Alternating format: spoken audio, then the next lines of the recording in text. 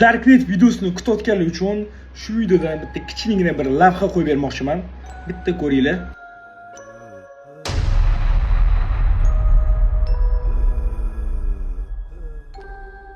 Va endi tasavvur qilinglar, kechqurun uxlayotganingizda shu odam tepada qarab turibdi. Qanaqa reaksiya qilgan bo'lardinglar? No, aynan bizlar reaksiyamizni esa sizlar seshanba kuni yangi YouTube video chiqadi 16:00 da o'shanda ko'rasizlar.